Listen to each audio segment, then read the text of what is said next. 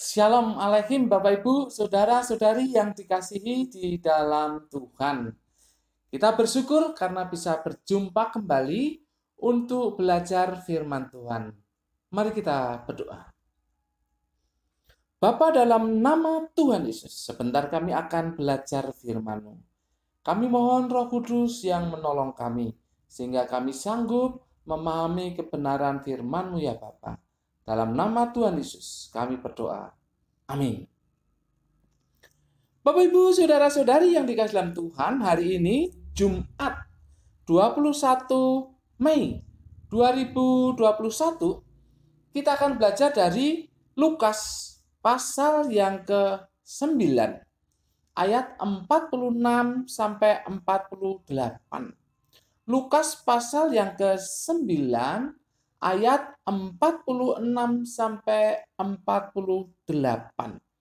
Judulnya adalah yang terkecil itulah yang terbesar. Yang terkecil itulah yang terbesar. Bapak Ibu saudara-saudari yang dikasihi dalam Tuhan, kalau kita melihat sepintas judulnya seperti kontras ya. Yang terkecil kok disebut yang terbesar. Oleh sebab itu mari kita pelajari lebih dalam ayat-ayat ini. Pertama-tama kita akan melihat ayat 46 terlebih dahulu. Kita baca. Maka timbullah pertengkaran di antara murid-murid Yesus tentang siapakah yang terbesar di antara mereka. Bapak Ibu saudara-saudari yang dikasihi dalam Tuhan, murid-murid Tuhan Yesus ini agak kurang tahu diri ya. Agak kurang tahu diri saya sebut. Bukankah Tuhan Yesus baru saja membicarakan tentang penderitaannya dan kemudian kematiannya di Yerusalem? Kalau Bapak Ibu baca ayat 43b sampai 45 berbicara tentang itu. Tuhan Yesus memberitahukan tentang penderitaan dan kematiannya. Nah, ini kok bicara masalah yang terbesar di antara mereka. Ini kan orang-orang yang nggak tahu diri, saya sebut begitu ya. Bahkan sampai bertengkar lagi. Ayat 46 tadi, maka timbullah pertengkaran di antara murid-murid Yesus tentang siapakah yang terbesar di antara mereka, sampai bertengkar. Bicara masalah siapa yang terbesar. Padahal Tuhan Yesus baru saja memberitahukan tentang penderitaannya. Nah, Bapak Ibu saudara-saudari yang dikasihi dalam Tuhan, oleh sebab itu Tuhan Yesus menjelaskan sesuatu yang merupakan hal yang sangat penting bagi mereka, yang mereka abaikan atau bahkan mungkin mereka belum pelajari, yaitu berkaitan dengan pembicaraan mereka. Tetapi kontras penjelasan Tuhan Yesus nanti kontras dengan pemikiran mereka. Pembicaraan mereka adalah mengenai yang terbesar. Tetapi pikiran pada umumnya ya seperti yang dimiliki oleh murid-murid Tuhan Yesus ini kontras dengan apa yang hendak disampaikan oleh Tuhan Yesus berkaitan dengan siapa yang terbesar. Kita baca ayat 47 dan 48. Demikian. Tetapi Yesus mengetahui pikiran mereka. Karena itu ia mengambil seorang anak kecil dan menempatkannya di sampingnya. Dan berkata kepada mereka, barang siapa menyambut anak ini dalam namaku, ia menyambut aku. Dan barang siapa menyambut aku, ia menyambut dia yang mengutus aku. Karena yang terkecil di antara kamu sekalian, dialah yang terbesar. Mari kita fokus ke ayat yang ke-48. Sesuai dengan tema kita. Tapi perhatikan bagian yang terakhir. Karena yang terkecil di antara kamu sekalian, dialah yang terbesar. Apa yang dimaksud dengan yang terkecil di sini? Dalam bahasa Yunani dipakai kata mikroteros. Dari kata mikros ya. Kata mikros. Ya arti dasarnya memang kecil. Arti dasarnya itu memang kecil. Tapi ini bisa dipahami yang lain. Bisa berarti mudah, bisa berarti pendek, bisa berarti singkat, bisa berarti rendah atau rendah hati, sesuai dengan konteksnya. Nah, di ayat ini ya tentu saja disesuaikan dengan konteksnya. Apa arti yang terkecil ini? Perhatikan bahwa Tuhan Yesus sedang membicarakan anak kecil. Tuhan Yesus sedang membicarakan anak kecil. Anak kecil yang dipakai di sini katanya adalah paidion. Paidion itu dalam bahasa Yunani, paidion. Itu anak yang sangat kecil, boleh dikatakan demikian, atau bahkan bayi. Tapi tentunya di konteks ini tidak bayi ya, tapi anak kecil. Ini berbeda dengan huios, berbeda. Karena kalau huios itu anak-anak yang usianya 13 tahun ke atas. Sebelumnya 12 tahun ke atas menurut peraturan, tapi kemudian dirubah oleh rabi-rabi menjadi 13 tahun ke atas. Itu huios, berbeda. Huios itu adalah anak yang sudah mempunyai hak untuk membaca Taurat atau hidup mandiri lah dalam hal rohani. Tapi kalau di bawah itu sampai kepada bayi itu namanya di sini disebut paidion. Ini berarti anak yang sangat kecil atau bahkan bayi. Tetapi menurut konteks di sini bukan bayi. Pertanyaannya, apakah Tuhan Yesus sedang bermaksud mengatakan bahwa contohnya adalah anak kecil dalam kaitannya dengan usia? Kalau dikatakan di ayat 48 tadi, karena yang terkecil di antara kamu sekalian dialah yang terbesar. Apakah maksud Tuhan Yesus adalah itu berkaitan dengan usia? Saya rasa tidak. Karena kalau usia berarti maksud contohnya anak-anak kecil. Anak-anak kecil dijadikan contoh dalam hal usia, itu ya tidak. Anak-anak kecil tidak mungkin menjadi yang terbesar, ya tidak mungkin ya. Ini tidak ada kaitannya dengan usia di sini dalam pembahasan bagian yang terakhir ayat 48 ini. Bukan mengenai usia, menurut saya bukan mengenai usia. Tetapi adalah berkaitan dengan karakter dan tingkah lakunya. Karakter dan tingkah lakunya.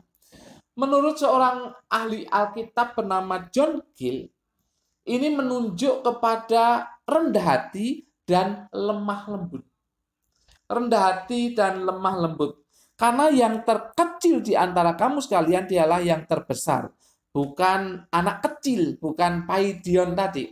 Tetapi adalah orang yang mempunyai karakter ya dan tingkah laku seperti anak kecil itu. Yaitu dalam hal kerendahan hati dan kelemah lembutan, polos ya, polos. Kalau anak-anak bercerita tentang apa yang dia punya, yakinlah. Saya yakin bahwa dia tidak bermaksud sombong. Misalkan anak usia setahun gitu ya sudah bicara, misalkan bisa bicara lalu cerita punya ini, punya ini. Saya sangat yakin dia tidak sombong karena memang polos apa adanya ya. Lemah lembut, kalaupun dia sepertinya kasar gitu, itu tidak dari hatinya. Saya yakin begitu. Kalau anak usia 1 tahun 2 tahun, ya tidak dari dasar hatinya yang kasar. Enggak, menurut saya tidak seperti itu. Oleh sebab itu John Gill mengartikan yang terkecil ini dalam kaitannya dengan rendah hati dan lemah lembut. Nah, orang-orang seperti itulah yang layak menjadi yang terbesar. Apa yang dimaksud dengan yang terbesar? Di dalam bahasa Yunani itu megas. Kalau kata megas itu sendiri bisa dikaitkan dengan ukuran yang besar. Martabat yang tinggi, atau pangkat yang tinggi, atau ranking yang tinggi. Tetapi sekali lagi ini tentu berkaitan dengan konteksnya. Nah, John Gill dalam hal ini mengatakan bahwa yang terbesar itu adalah orang yang sangat dihormati. Orang yang sangat dihormati dan layak untuk menerima hadiah. Dihormati dan layak untuk menerima hadiah. Juga sangat berguna. Juga sangat berguna. Nah, Bapak Ibu Saudara-saudari yang dikasihi dalam Tuhan, tentu saja ini besar di mata Tuhan. Besar di mata Tuhan dan bukan untuk sekarang saja. Tapi fokusnya adalah menjadi besar, paling besar, terbesar itu pada masa yang akan datang. Jadi seperti itulah kira-kira yang diartikan dengan judul itu, yang terkecil itulah yang terbesar.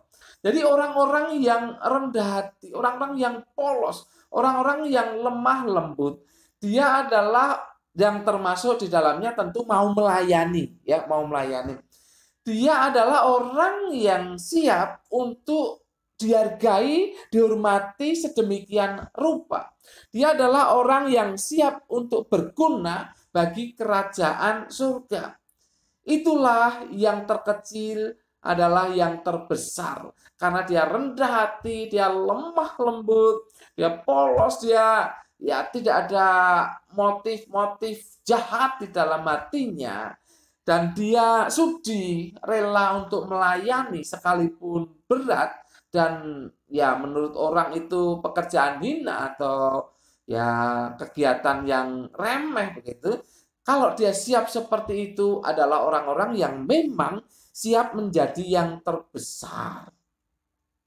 Perhatikan bahwa Tuhan akan menghormati orang-orang seperti itu. Dan akan menempatkan orang-orang seperti itu pada posisi yang tinggi, pada posisi yang terbesar di hadapan dia tentunya. Nah, Bapak Ibu Saudara-saudari yang dikasihi dalam Tuhan, jadi kalau kita lihat di sini bahwa Tuhan Yesus sedang menegur, menurut saya, menegur murid-muridnya, bahwa yang kalian pikirkan tentang yang terbesar itu tidak sama dengan yang sesungguhnya di hadapan Tuhan. Yang terbesar itu berarti di hadapan Tuhan dan untuk masa yang akan datang fokusnya. Untuk kerajaan surga itu yang terbesar yang dimaksudkan. Bukan terbesar di hadapan manusia. Kalau terbesar di hadapan manusia sudah pasti kalah dengan adanya raja kan. Ada raja, ada kaisar.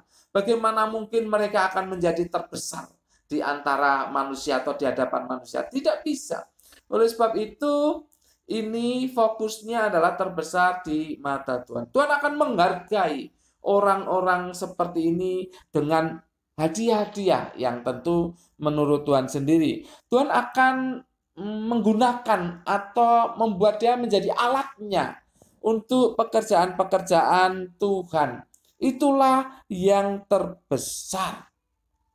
Bapak Ibu Saudara-saudari yang dikasihi dalam Tuhan, mari kita lihat dua hal untuk kehidupan kita. Kalau Anda ingin menjadi terbesar di saat ini dan di hadapan dunia, silakan pakai cara-cara dunia. Silakan. Kalau ingin menjadi terbesar di dunia ini, di hadapan orang-orang, dan juga sekarang ini, silakan pakai cara dunia. Karena itu berarti bahwa sesungguhnya bahwa orang akan menghormati Anda. Jikalau misalkan Anda menjadi pemimpin tinggi begitu ya, maka Anda akan dihormati, Anda akan dihargai secara luar biasa. Apalagi Anda mungkin banyak harta, kaya begitu ya, Anda akan dihargai itu. Atau Anda pandai, luar biasa, Anda akan dihormati. Tetapi bukan itu yang dimaksud. Karena yang dimaksud adalah supaya terbesar di hadapan Tuhan, di mata Tuhan. Bapak Ibu, yang kedua, kalau Anda ingin menjadi terbesar di mata Tuhan dan di masa yang akan datang khususnya dalam kerajaan surga, maka jadilah orang yang rendah hati. Jadilah orang yang lemah lembut, ya. Rendah hati, lemah lembut dan rela untuk melayani dengan ketulusan hati. Maka Tuhan akan menganggap Anda sebagai orang yang terbesar di matanya, di hadapannya, di hadirannya dan Anda siap-siap untuk menerima upah yang dari Tuhan sendiri. Mungkin dunia tidak akan menghargai. Bagaimana dunia akan menghargai karena pekerjaan kita melayani, karena pekerjaan kita mengerjakan hal-hal yang remeh, juga dalam pelayanan itu hal-hal yang sederhana. Bagaimana dunia akan menghargai? Tetapi di mata Tuhan Anda akan menjadi terbesar. Tuhan akan menghargai secara luar biasa. Anda akan dihormati, ditempatkan di tempat yang tinggi saatnya nanti ketika Tuhan menjadi raja. Bapak, Ibu, saudara-saudari yang dikasih dalam Tuhan. Oleh sebab itu, yang terkecil itulah yang terbesar.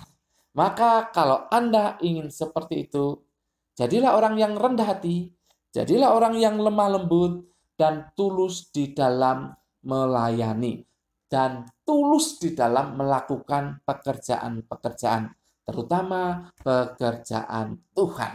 Anda akan menjadi terbesar di mata Tuhan. Amin. Mari kita berdoa.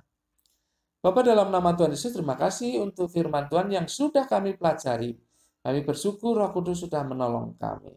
Dan kiranya Roh Kudus akan menolong kami untuk melakukannya.